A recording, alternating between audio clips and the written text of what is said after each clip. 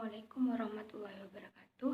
Nama saya Nuria Fatma Selina Rizkullah, NIM T 2018-4094. Saya di sini menganalisis tematik kelas 2, tema 1, yaitu hidup rukun.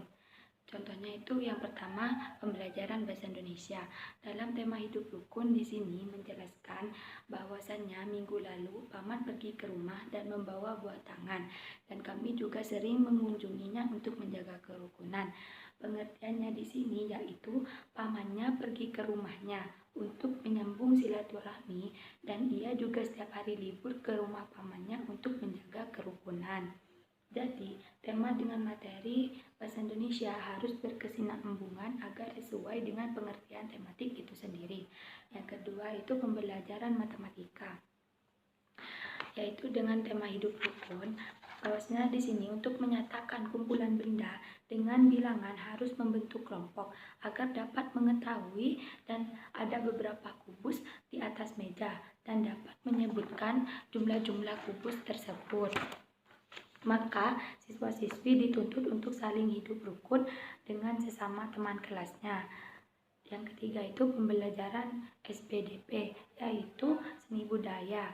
Tema hidup rukun menjelaskan tentang bernyanyi yang berjudul Beramah dan Sopan, Cipta Padal, yang mempunyai arti tentang seorang anak yang tidak pernah bohong dan selalu rajin bekerja, serta ramah dan sopan. Hubungannya dengan tema hidup rukun, yaitu jika bekerja harus rajin dan saling tolong-menolong sesama pekerja. Dan tak lupa juga kita harus ramah dan sopan kepada sesama. Yang keempat itu pelajaran PPKN, menjelaskan tentang hubungan antara simbol dan sila Pancasila dengan tema hidup rukun. Terdapat pada sila ketiga, yaitu Persatuan Indonesia. Contohnya di sini keluarga Lana senang bekerja sama, yaitu saling membersihkan rumah dan saling memiliki tugas masing-masing. Tak hanya itu, sila keempat juga termasuk contoh hidup rukun, yaitu jika bermusyawarah kita harus saling menghargai pendapat orang lain agar terciptanya kerukunan antara masyarakat. Yang kelima itu penjas orkes, membahas tentang gerak lokomotor, yaitu jalan berkelompok atau jalan baris berbaris.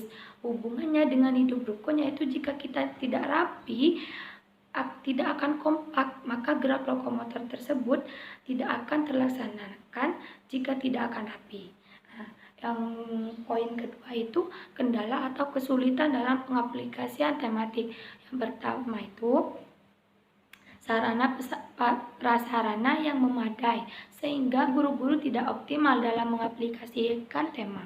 Yang kedua itu IT yang terbatas untuk sekolah-sekolah yang sulit terjangkau sinyal internet seperti di rumah pelosok-pelosok atau di desa banget gitu, sehingga guru-guru itu tidak bisa memberikan informasi secara luas atau secara bebas lah intinya.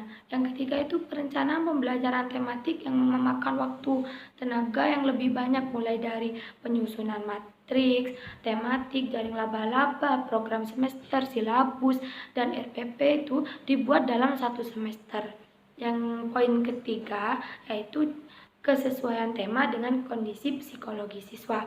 Yang pertama yang saya analisis yaitu dapat meliputi pengasahan kedisiplinan siswa, ketepatan dalam menangkap beberapa materi pembelajaran secara bersama, mampu meningkatkan daya berimajinasi siswa yang lebih tinggi untuk menuju kekreatifan siswa.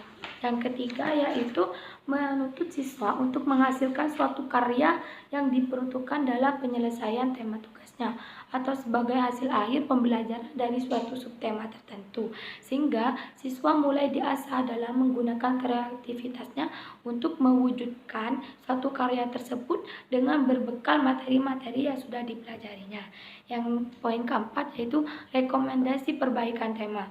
Saya rekomendasikan di sini tema itu yaitu menurut saya rekomendasi yang perlu diperbaiki untuk tema ini yaitu menyesuaikan kondisi yang ada di sekeliling sekolah agar guru-guru dan siswa itu dapat belajar dengan leluasa dan juga agar dapat menggunakan sarana dan prasarana yang ada di lingkungan sekolah. Sekian presentasi dari saya. Wassalamualaikum warahmatullahi wabarakatuh.